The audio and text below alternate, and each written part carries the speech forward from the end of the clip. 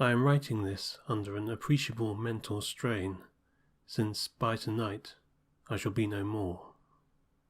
Penniless, and at the end of my supply of the drug which alone makes life endurable, I can bear the torture no longer, and shall cast myself from this garret window into the squalid street below.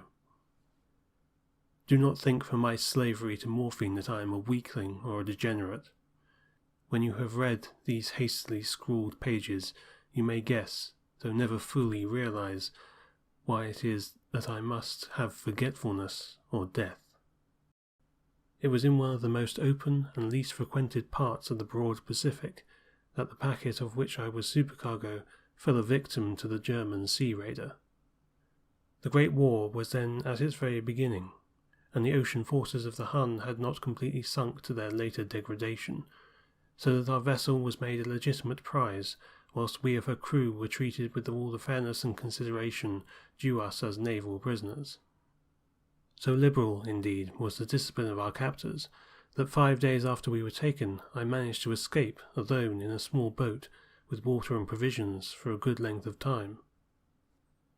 When I finally found myself adrift and free, I had but little idea of my surroundings. Never a competent navigator, I could only guess vaguely by the sun and stars that I was somewhat south of the equator. Of the longitude I knew nothing, and no island or coastline was in sight. The weather kept fair, and for uncounted days I drifted aimlessly beneath the scorching sun, waiting either for some passing ship or to be cast on the shores of some habitable land. But neither ship nor land appeared, and I began to despair in my solitude upon the heaving vastness of unbroken blue. The change happened whilst I slept. Its details I shall never know, for my slumber, though troubled and dream-infested, was continuous.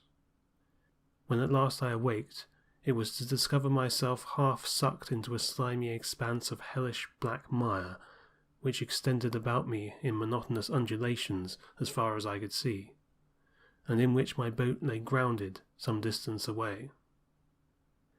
Though one might well imagine that my first sensation would be of wonder at so prodigious and unexpected a transformation of scenery, I was in reality more horrified than astonished, for there was in the air and in the rotting soil a sinister quality which chilled me to the very core.